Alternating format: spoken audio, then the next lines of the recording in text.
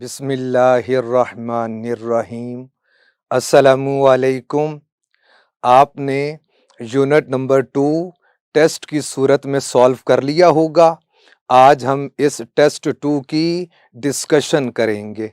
और प्यारे बच्चों, ये NMD CAT biology unit number 2 है और ये यूनिट नंबर 2 स्टार्स एकेडमी की क्लासिफिकेशन के मुताबिक है और इसका नाम है स्पोर्ट एंड मूवमेंट। और यही यूनिट पाकिस्तान मेडिकल कमीशन की क्लासिफिकेशन के मुताबिक यूनिट नंबर या टॉपिक नंबर 12 बनता है। तो आइए सबसे पहले पहला एमसीक्यू है कि cardiac sphincter is an example of.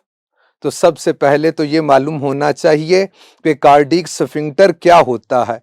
याद रखिए, स्फिंक्टर की एटमोलॉजी है टू होल्ड टाइटली, मजबूती से पकड़ के रखना। तो चूंकि ये बेसिकली एसोफेगस और स्टमक के बीच में एक रिंग ऑफ मसल होता है। तो अब आप बताइए ये किसकी एग्जाम्पल है? तो आपको मालूम स्मूथ मसल्स की एग्जाम्पल है। तो आंसर देखिए, आंसर इज चार्ली। तो आपने क्या सॉल्व किया था? याद रखिए, जब टेस्ट आपके पास आए तो आपने सारे एमसीक्यू सॉल्व करने हैं।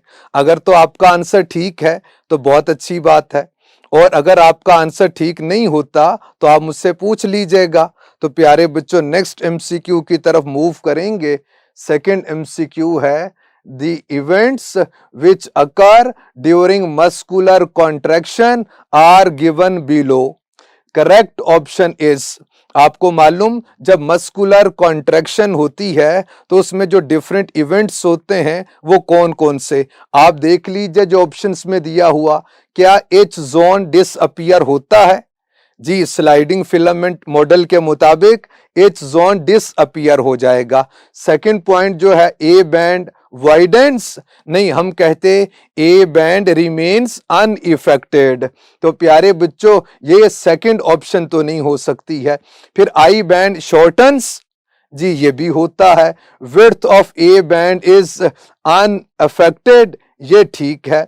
फिर फिफ्थ पॉइंट है जी लाइन गेट्स क्लोजर। तो इसका मतलब है सेकंड के सिवा बकिया सारी ऑप्शंस ठीक हैं, यानी 1, 3, 4 और 5 किसी भी ऑप्शन के अंदर है तो वो आंसर है। अब देखते हैं इसका आंसर क्या है। तो आंसर इज बीटा, कि सेकंड के सिवा बकिया सारी ऑप्शंस ठीक हैं। स्लाइडिंग फिलामेंट मॉडल के मुताबिक जब मस्कुलर कॉन्ट्रैक्शन होती है तो ये सारे इवेंट्स होते हैं एक्सेप्ट पॉइंट 2 के।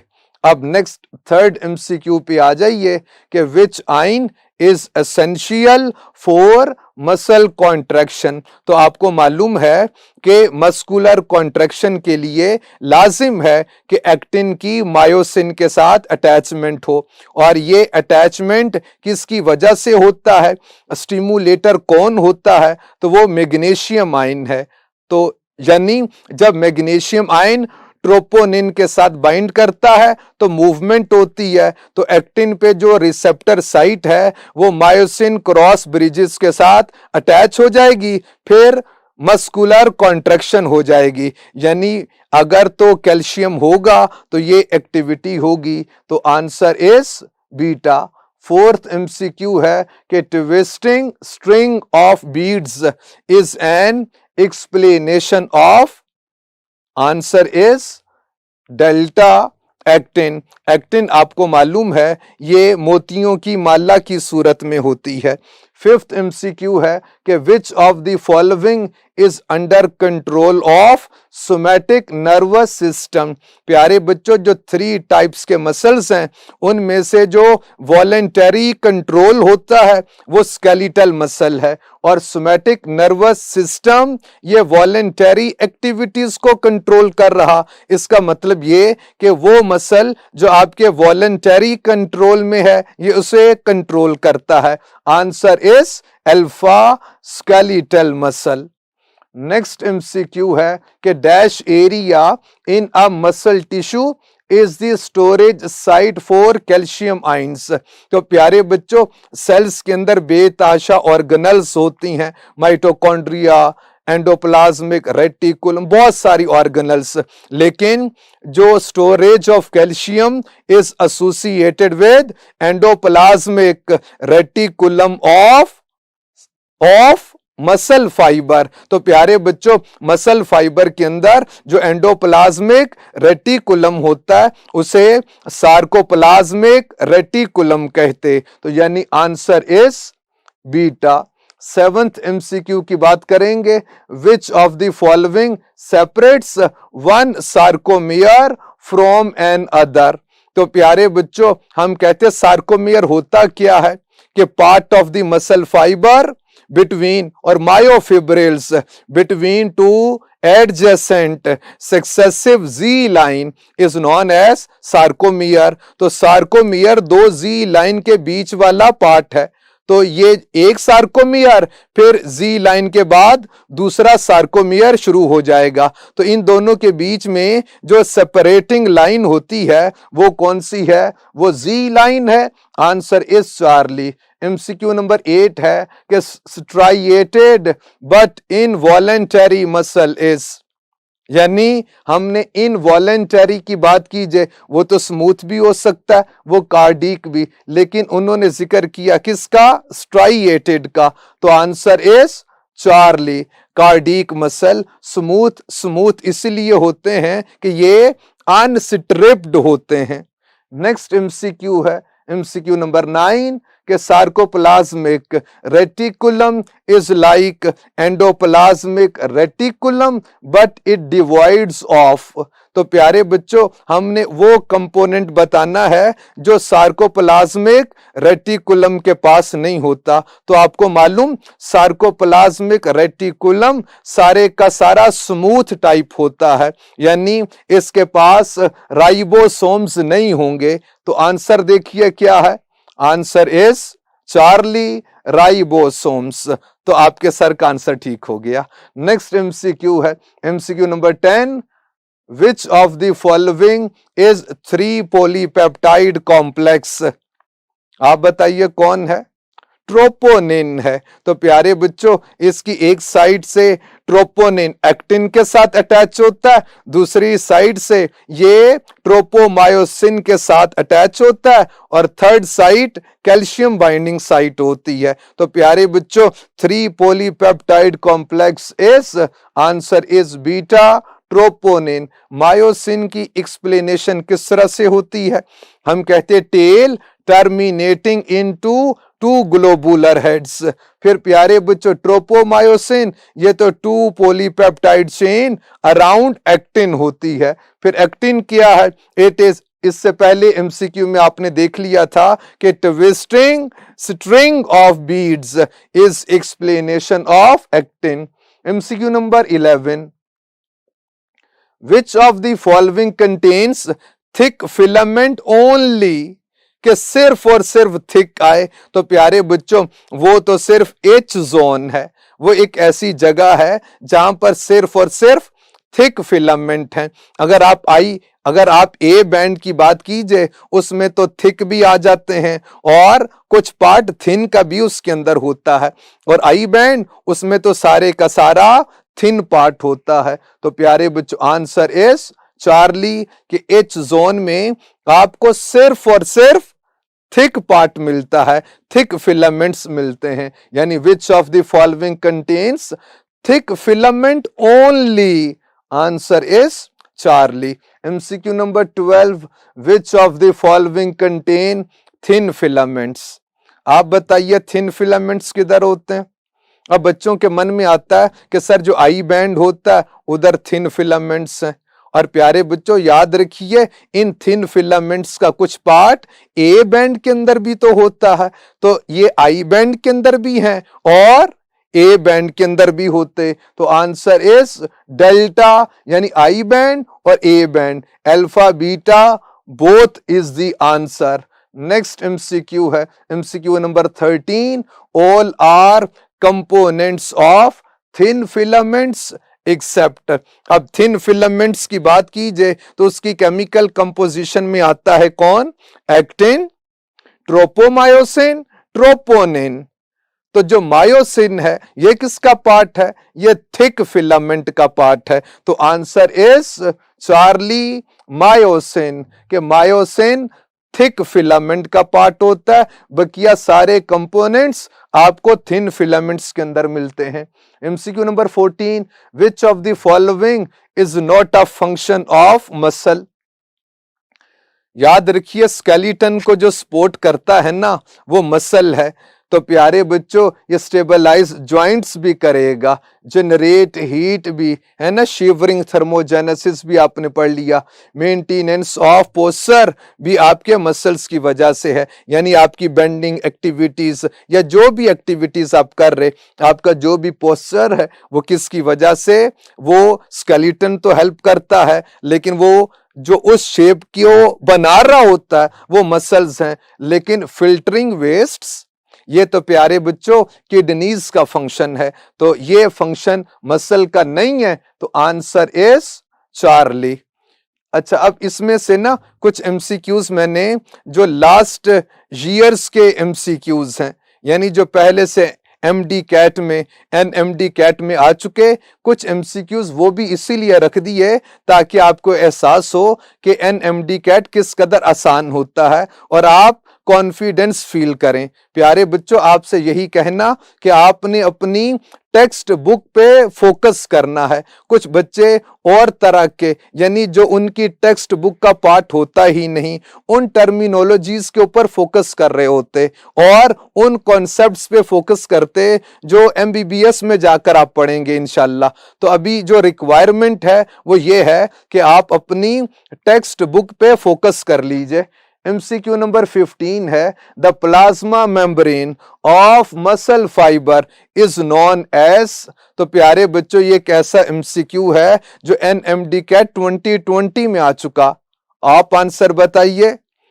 जारी बात है उसे सार्कोलीमा कहते। सार्को की एटमोलॉजी प्रोटीन है, हमने मसल के साथ एसोसिएट किया। लीमा कवरिंग को कहते, मेम्ब्रेन को बोलते। तो प्यारे बच्चों मसल फाइबर की जो सेल मेम्ब्रेन होती है उसे सार्कोलीमा कहते। और अब देखते कि कंप्यूटर क्या आंसर कहता है। तो आंसर इज बीटा। नेक्स्ट आ जाइए MCQ number 16, in the sliding filament mechanism the thin filament is being pulled towards the.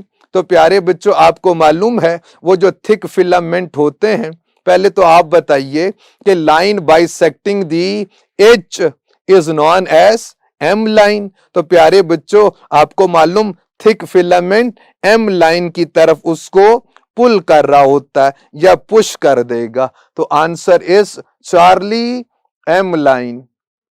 MCQ number 17 है कि dash connects bone and muscle together. तो प्यारे बच्चों मसल और बोन के बीच में जो कनेक्टिंग स्ट्रक्चर होता है, जो कनेक्टिव टिश्यू होता है उसे टेंडन बोलते। टेंडन की एटमोलॉजी है टू स्ट्रेच, यानी फैलने को कहते। तो यानी जो मसल को बोन तक फैला दे, जो मसल को बोन तक पहुंचा दे उसे क्या बोलते? टेंडन बोलते। और फिर प्यारे बच्चों ऐसे ही जो बोन को बोन से कनेक्ट करता है उस कनेक्टिव टिश्यू को लिगामेंट कहते। लिगामेंट की एटमोलॉजी ही क्या? इसका मतलब है टू टाई, बांधना। जो बोन को बोन से बांध दे उसे लिगामेंट बोलते और जो मसल को बोन से कनेक्ट करे उसे टेंडन कहते। कंप्यूटर से पूछते हैं आंसर क्या? Answer is alpha. Next MCQ है MCQ number 18, stimulation of a muscle fibre by a motor neuron occurs at. आपने क्या आंसर किया? आंसर होगा न्यूरोमस्कुलर जंक्शन। जारी बात है कि स्टिमुलेट तो न्यूरॉन ने करना है और करना किसको? प्लाज्मा मेम्ब्रेन को करना है। तो जहां पर न्यूरॉन का और प्लाज्मा मेम्ब्रेन का, सेल मेम्ब्रेन का, सार्कोलीमा का कनेक्शन होगा वहीं पर एक्टिवेशन होगी। तो प्यारे बच्चों answer is alpha neuromuscular junction, हम सार्कोलीमा नहीं कहेंगे, क्योंकि प्यारे बच्चों सार्कोलीमा तो सारी सेल मेम्ब्रेन है, सारी जगहों पे जाके वो न्यूरॉन उसको जाकर एक्टिवेट तो नहीं कर रहा, कुछ स्पेसिफिक जगह है जहां से कर रहा है, तो वो जो जगह होगी उसे न्यूरोमस्कुलर जंक्शन कहेंगे। और फिर सार्कोप्लाज्मिक रेटिकुलम की बात कीजिए, ये तो प्यारे बच्चों सेल के अंदर मौजूद होता है न्यूरॉन के साथ, तो एज सच कनेक्शन नहीं है, डायरेक्ट एसोसिएशन नहीं होती है। MCQ number 19, after death the body becomes stiff due to deficit of ATP, this condition is called, तो प्यारे बच्चों इसे रिगर मॉर्टिस कहते। रिगर की एटमोलॉजी स्टिफनेस है और मॉर्टिस डेथ को कहते, फना हो जाना, यानी जब कोई मर जाए और बॉडी एटीपी की डेफिशिएंसी की वजह से स्टिफ हो जाए, इसे क्या बोलोगे? रिगर मॉर्टिस बोलते हैं। तो आंसर देख लीजिए, आंसर इज बीटा, यानी रिगर मॉर्टिस। और स्पेज्म की बात कीजिए, ये तो rapid violent involuntary muscular contraction. Delta option spastic paralysis इसीलिए रखी है ताकि आप बच्चों को ये बता सकूं कि कोई भी ऐसी ऑप्शन हो कि जो आपकी टेक्स्ट बुक में ना हो, आपने वो देखकर परेशान नहीं होना, क्योंकि वो आंसर है ही नहीं, वो तो आपको परेशान करने की खातिर थी कि आप इस पे फोकस करना शुरू हो जाएं। नहीं, इस पे फोकस करने की बजाय आप उस टॉपिक पे फोकस कीजिए जो पाकिस्तान मेडिकल कमीशन ने स्पेसिफाई किया है। तो ये ऑप्शन खास तौर पर ये पैगाम देने के लिए रखी थी। Next MCQ 20, origin of skeletal muscle is attached to. याद रखिए मसल के 3 पार्ट्स होते, एक को आप कहते ओरिजिन, एक को इंसर्शन कहते, और बीच वाला जो पार्ट होता है वो बैली। तो प्यारे बच्चों, part of the muscle that is attached to an immovable bone is known as origin, and part of the muscle that is attached to a movable bone is known as insertion, और इसके बीच में जो contractile portion of muscle is known as belly। तो प्यारे बच्चों answer is alpha की origin की association immovable bone के साथ होती है, और जारी बात है अभी बता दिया कि टेंडन के थ्रू होती है। और लिगामेंट क्या करता है? ये ऐसा कनेक्टिव टिश्यू है जो बोन को बोन से टाई करता है, जो बोन से बोन को कनेक्ट करता है, जो ज्वाइंट्स को मिलाता है, उसे लिगामेंट बोलते हैं। नेक्स्ट आ जाइए 21, with the routine exercise all of the following changes occur in skeletal muscle except।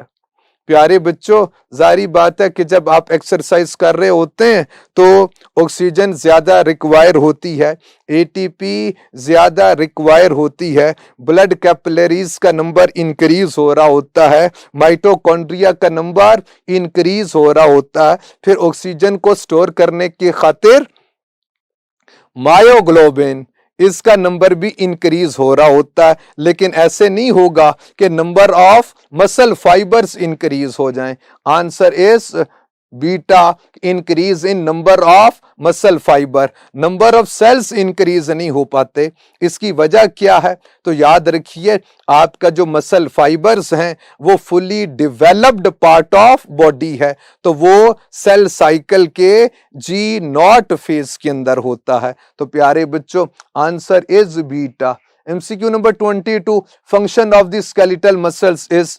Name से इंडिकेट होता है भाई स्केलेटल मसल है तो स्केलेटन के साथ एसोसिएशन है, यानी बोन्स के साथ एसोसिएशन है। तो प्यारे बच्चों मूवमेंट ऑफ द बोन्स यही इसका फंक्शन है। Answer is alpha. क्या ये ब्लड को पंप करता है? तो पंपिंग ऑफ ब्लड वो तो हार्ट की रिस्पॉन्सिबिलिटी होती है। फिर प्यारे बच्चों वेजोडाइलेशन या propel food through gastro intestinal tract GIT। तो प्यारे बच्चों वेजोडाइलेशन चार्ली और डेल्टा ऑप्शन जो है ये स्मूथ मसल्स का फंक्शन है। एमसीक्यू नंबर 23 है, सार्कोमियर्स आर पार्ट ऑफ। शायद आप में से किसी के मन में आ रहा हो कि सर आंसर थिक फिलामेंट्स होंगे। नहीं बेटे, क्या सार्कोमियर में सिर्फ थिक फिलामेंट्स होते हैं? नहीं, ऐसी बात तो नहीं है। क्या सिर्फ थिन फिलामेंट्स होते हैं? नहीं, ऐसी बात तो नहीं है। और प्यारे बच्चों, एक्टिन मॉलिक्यूल्स ही बेसिकली थिन फिलामेंट्स को बना रहे होते, तो यानी हम कहते हैं थिक थिन दोनों फिलामेंट्स होते। तो प्यारे बच्चों आंसर क्या होगा? Myofibrils. Alpha is the answer. Myofibrils में थिक मायोफिलामेंट्स भी आ जाएंगे, थिन मायोफिलामेंट्स भी आ जाएंगे। MCQ number 24, when a sarcomere contracts then all of the following can occur except. इसी टाइप का एक एमसीक्यू पहले भी पूछा, तो ये आपको डाइवर्सिटी बता रहा हूं बेटे कि कभी तो यूं सिंपल फॉर्म के अंदर भी एमसीक्यू पूछ लिया करते, कभी उस तरह से स्टेटमेंट को थोड़ा सा बढ़ाकर ऑप्शंस के अंदर मजीद ऑप्शंस रखकर एमसीक्यू पूछा करते। आपने परेशान नहीं होना, होता आसान सा ही है अगर आपने पढ़ लिया है तो when a sarcomere contracts then all of the following can occur except I band shortens. जी बिल्कुल होता है। स्लाइडिंग फिलामेंट मॉडल ने यही तो समझाया है, यही तो सिखाया है कि आई band shortens, A band shortens. नहीं बेटे, ये नहीं होता। A band remain same in length, उसकी कमी नहीं होती बेटे। फिर प्यारे बच्चों, चार्ली जी लाइन कम्स क्लोजर, यहाँ ये तो ठीक है। एच जोन डिसअपियर्स, ये भी ठीक है। तो जो काम नहीं होता है वो बीटा है कि ए बैंड शॉर्टन्स, नहीं, A band will remain same in length. Next आ जाइए 25, MCQ number 25, T tubule is the part of. आपको मालूम है कि सेल मेम्ब्रेन सार्कोलीमा की इनवेजिनेशन से क्या होता है? टी ट्यूब्यूल्स की फॉर्मेशन होती है, ट्रांसवर्स ट्यूब्यूल्स की फॉर्मेशन होती है। तो आंसर इज डेल्टा सार्कोलीमा, यानी सेल मेम्ब्रेन की इनवेजिनेशन है। एमसीक्यू नंबर 26 है, energy for muscle contraction comes from ATP. The supply of ATP is normally maintained by, तो आंसर इज, जारी बात है, मेनली तो अल्फा ग्लूकोज से आती है, यानी ग्लाइकोजन की ब्रेकडाउन होती है ग्लूकोज में, और फिर हम डायरेक्ट एसोसिएट कर रहे कि ग्लूकोज से आती है, यानी ग्लूकोज की एरोबिक रेस्पिरेशन होती है, फिर आपको एटीपी मिलेगी। और याद रखिए, मसल किस एनर्जी सोर्स को इस्तेमाल करेगा? हमेशा याद रखना, वो एटीपी की सूरत में इस्तेमाल करता है। इसकी वजह क्या है कि क्रॉस ब्रिजेस के ऊपर एक एंजाइम है एटीपीएस, तो उसने एटीपी को ही ब्रेक करके तो एनर्जी को हासिल करना होता है। और वैसे तो आपने पढ़ा है कि मसल फाइबर के अंदर एक और सोर्स ऑफ एनर्जी होता है, और वो कौन है? वो मसल क्रिएटिन होता है। नेक्स्ट आ जाइए MCQ number 27, sarcoplasmic reticulum is of dash type. क्या रफ टाइप होता है? Non membranes? नहीं, आपको मालूम सिंगल मेम्ब्रेनस होता है। क्या स्मूथ होता? जी बिल्कुल, चूंकि इसके ऊपर राइबोसोम्स नहीं होते हैं तो कोई बम्पी अपीयरेंस नहीं होती है, बिल्कुल स्मूथ होता है। तो प्यारे बच्चों, क्या ये रफ एंडोप्लाज्मिक रेटिकुलम जैसा? नहीं नहीं, आपकी किताब ने लिखा है कि ये स्मूथ एंडोप्लाज्मिक रेटिकुलम के जैसा होता है। तो answer is Charlie. MCQ number 28, I band contains. तो आपको मालूम है कि सिर्फ थिन फिलामेंट्स होते हैं किसमें? आई बैंड में। रिमेनिंग जो ऑप्शंस हैं, आप ऐसे ही किया करें बेटे कि जब आप कोई स्टेटमेंट पढ़ें तो सबसे पहले अपने दिल से, अपने मन से आंसर पूछा करें। आपने चूंकि इतना अच्छा पढ़ते हैं, जो आपका दिल आपको बता देगा आमतौर पर वही आंसर होता है, लेकिन आपने फिर भी ऑप्शंस को देखना होता है। आई बैंड कंटेन्स, तो मैंने बता दिया कि सिर्फ थिन फिलामेंट्स होते हैं, इनको एक्टिन फिलामेंट्स भी कहते। तो answer is alpha actin filaments only. और ए बैंड के अंदर आपने पढ़ा है कि एक्टिन फिलामेंट्स भी होते और मायोसिन फिलामेंट्स भी होते हैं। एमसीक्यू नंबर 29 का जिक्र करेंगे। इनवेजिनेटेड सार्कोलीमा, ये क्या है? T tubule and membranes of adjacent sarcoplasmic reticulum are collectively called as triad. आपको मालूम triad is a combination of three structures. एक तो प्यारे बच्चों टी ट्यूब्यूल यानी इनवेजिनेटेड सार्कोलीमा है, और फिर इसके साथ terminal portion of adjacent sarcoplasmic reticulum. तो कंप्यूटर से पूछिए आंसर क्या? Answer is Charlie triad. MCQ number 30 की बात करेंगे। A motor unit is developed by. तो प्यारे बच्चों मोटर यूनिट में एक मोटर न्यूरॉन होगा और साथ में मल्टीपल मसल फाइबर्स होंगे, एसोसिएटेड मसल फाइबर्स होंगे। यानी answer is Charlie single motor axons innervating multiple muscle fibres. यानी एक मोटर न्यूरॉन होगा यानी उसका एक्सोन और साथ में वो जिस कदर मसल फाइबर से लिंक्ड है उन सारों को मिलाकर बोलिए तो एक मोटर यूनिट बनता है। यानी मोटर यूनिट में शामिल होता क्या? One motor neuron plus many muscle fibres. Answer is Charlie. MCQ number 31 है। The boundary of each sarcomere is defined by a line called Z line which is actually a part of. प्यारे बच्चों Z line क्या होती है? हम बोलते line bisecting the I band. Line bisecting the I band is known as Z line. तो इसका मतलब है ये जो जी लाइन है ये आई बैंड का पार्ट होती है। तो answer is beta, I band. MCQ number 32, these are the most primitive type of muscles। अगर आप एनिमल्स के हवाले से बात कीजिए तो अर्ली एनिमल्स के जो फाइलम्स हैं उनके अंदर आपको कार्डिक मसल्स नहीं मिलते हैं, स्केलेटल मसल्स नहीं मिलते हैं, लेकिन उनके अंदर आपको स्मूथ मसल्स मिलते हैं। तो answer is beta. MCQ number 33 है। A myosin molecule has dash polypeptide chains in its tail which terminates in dash globular heads। तो प्यारे बच्चों दो पोलीपेप्टाइड चेन आती हैं और फिर दो ही ग्लोबुलर हेड्स होते हैं। तो प्यारे बच्चों two polypeptide chain, two globular heads, और answer is alpha. MCQ number 34 है कि peristalsis of oesophagus is because of. Oesophagus के अंदर जो मसल्स होते हैं वो कौन से होते हैं? वो स्मूथ मसल्स हैं। तो हम कह देंगे कि answer is alpha smooth muscle. MCQ number 35 है। Each muscle fibre is surrounded by a modified cell membrane. अब ये थोड़ी सी उसको बदल दिया स्टेटमेंट को कि मॉडिफाइड सेल है ना, कि मॉडिफाइड मेम्ब्रेन। अब भाई मॉडिफिकेशन जाहिर बात है कि हर सेल मेम्ब्रेन आपको मालूम लिपिड बाइलेयर होती है, प्रोटीन मॉलिक्यूल्स एम्बेडेड हैं। तो अब वो प्रोटीन मॉलिक्यूल्स रिक्वायर होंगे ना कि जो मसल के अंदर वो पर्टिकुलर फंक्शन परफॉर्म कर रहे होंगे।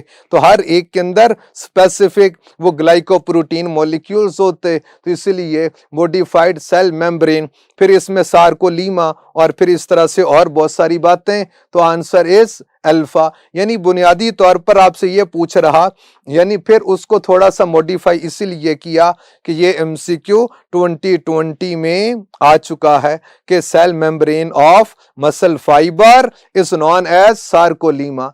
MCQ नंबर 36 है। Group of cells having the ability to contract and relax is called. MD CAT इस स्टेटमेंट की तरह और इतना ही आसान होता है, पढ़ लीजिए आप। तो प्यारे बच्चों ग्रुप ऑफ सेल्स, आपको मालूम आंसर मसल है, ये आपके मन आपको बता रहा होगा। मसल की एटमोलॉजी ही क्या? कॉन्ट्रैक्शन है। तो ऐसे ग्रुप ऑफ सेल्स जिनमें कॉन्ट्रैक्शन की, रिलैक्सेशन की एबिलिटी, उन्हें मसल्स कहते। Answer is beta. MCQ number 37 है। Calcium ions released during a muscle fibre contraction attach with. कि जब मसल फाइबर की कॉन्ट्रैक्शन होती है तो ये जो कैल्शियम आयन किसके साथ अटैच होता है। तो calcium ions released during a muscle fibre contraction attach with, तो प्यारे बच्चों calcium binding protein is troponin, तो answer is delta. MCQ number 38 है कि shape of the smooth muscle is, आप बताइए। हम कहते स्पिंडल शेप्ड होती है, और स्पिंडल किसे कहते? कोई भी ऐसी शेप जो दोनों एंड से पॉइंटेड होती है, सेंटर में से थिक होती है, वो स्पिंडल होती है। जो कार्डिक मसल्स हैं उनको हम लोग कहते हैं वो ब्रांच्ड होते हैं। और फिर ऐसे ही स्केलेटल मसल्स की बात की जाए तो स्पिंडल शेप्ड भी होते, सिलेंड्रिकल भी होते हैं। Answer is beta, spindle shaped. MCQ number 39, diameter of skeletal muscle fibre is, answer is delta. Information based MCQ है, याद करना होता है। 10 to 100 micrometre in diameter. MCQ number 40 है, a sarcomere is the region of myofibril between two successive Z line. तो प्यारे बच्चों information based answer is beta. MCQ number 41 है, according to sliding filament theory when muscle fibres are stimulated by nervous system which of the following changes occur. तो प्यारे बच्चों इससे पहले कुछ ऐसी ही स्टेटमेंट थी, लेकिन उसमें यह पूछा गया था कि कौन सा काम नहीं हो रहा। अब आपसे ये पूछ रहे कि कौन सा काम होगा, यानी 3 ऑप्शंस ऐसी हैं कि जो नहीं हो रही होंगी और एक ऑप्शन ऐसी होगी कि जो हो रही होगी। यानी फिर, और ये इतनी बड़ी स्टेटमेंट रखने का जो पर्पस है वो क्या कि हमने एनएमडी के 2020 के अंदर देखा है कि कुछ इतनी बड़ी स्टेटमेंट वाले एमसीक्यू जब आते हैं तो स्टूडेंट स्टेटमेंट देखकर ही परेशान हो रहा होता है। प्यारे बच्चों आप पढ़िए तो सही, और जब आप स्टेटमेंट पढ़ेंगे तो आपको एहसास होगा कि ये तो आसान सी बात ही पूछ रहे। तो फिर देख लीजिए कि according to sliding filament theory when muscle fibres are stimulated by nervous system which of the following changes occur, कौन सा चेंज है जो होगा। तो प्यारे बच्चों क्या आई बैंड की शॉर्टनिंग होती है? जी ये तो बिल्कुल होती है, तो इसका मतलब है फिर यही आंसर होगा। लेकिन बकिया ऑप्शंस को भी देख लेंगे। H zone becomes more visible, नहीं डिसअपीयर हो जाएगा। Z lines move further apart, नहीं Z line gets closer. A band shortens, A band will remain unaffected. तो answer is alpha. MCQ number 42 है, overlapping of thick filament occurs in, आपको मालूम है चूंकि मायोसिन क्रॉस ब्रिजेस वो myosin के साथ होते और मायोसिन मॉलिक्यूल्स ए बैंड में हैं, तो एक्टिन की मायोसिन के साथ अटैचमेंट भी ए बैंड के अंदर होगी। तो answer is alpha. MCQ number 43, example of multi nucleated muscle is, प्यारे बच्चों बकिया सारे मसल्स तो मोनोन्यूक्लिएटेड हैं, सिर्फ एक ही है जो मल्टी न्यूक्लिएटेड है, और वो कौन सा? वो स्केलेटल मसल है। आंसर इज बीटा यानी बाइसेप। बकिया अगर आप कार्डिक मसल की बात कीजिए तो ये तो मोनोन्यूक्लिएटेड होते हैं।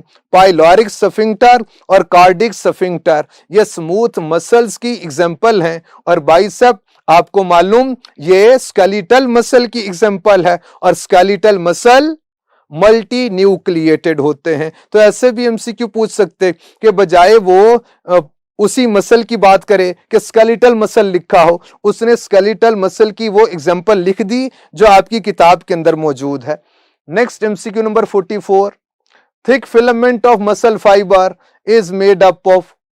तो प्यारे बच्चों इससे पहले हमने एमसीक्यू से आपको थिन फिलामेंट की केमिकल कंपोजिशन याद करवा दी।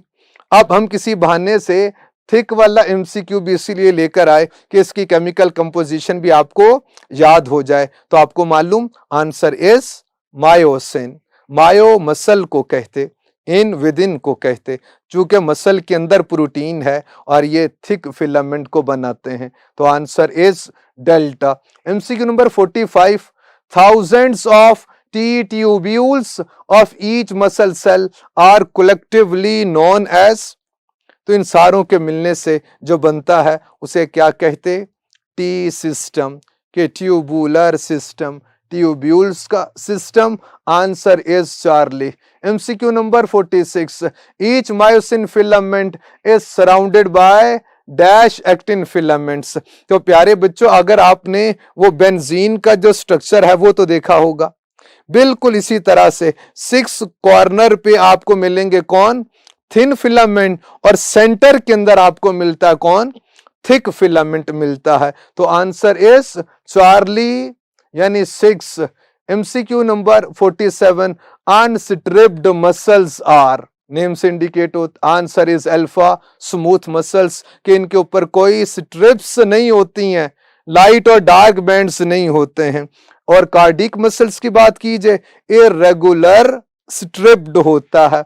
और स्केलेटल मसल्स की बात की जाए तो इसमें रेगुलर स्ट्रिप्स मिलती हैं, लाइट और डार्क बैंड्स रेगुलर फैशन के अंदर मिलते हैं। एमसीक्यू नंबर 48 है, मायोग्लोबिन इज प्रेजेंट इन, ऐसे नेम से इंडिकेट होता है कि मायो मसल को कहते, ग्लोबिन ग्लोबुलर को कहते। तो जो ग्लोबुलर प्रोटीन मसल के अंदर हो उसे क्या बोलोगे?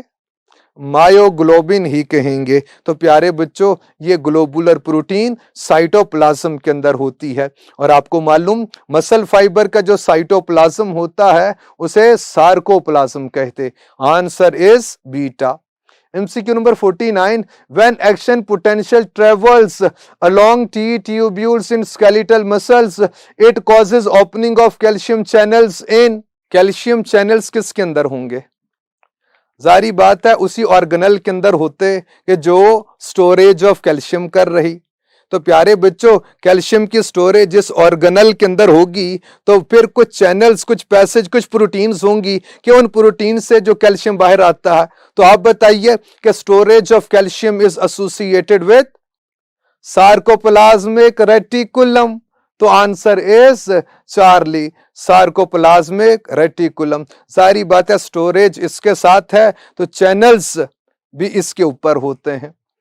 नेक्स्ट आ जाइए MCQ number 50, neuron and muscle fibres are connected through, यानी न्यूरॉन और मसल के बीच में वो जो कनेक्शन है, वो जो जंक्शन है, उसे क्या बोलोगे?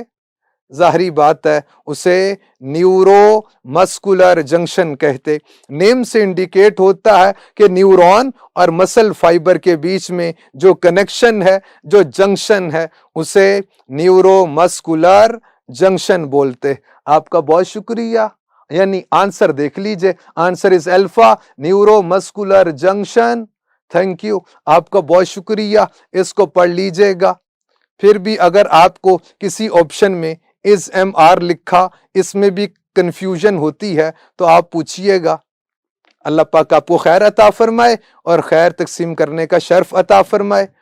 अल्लाह हाफिज।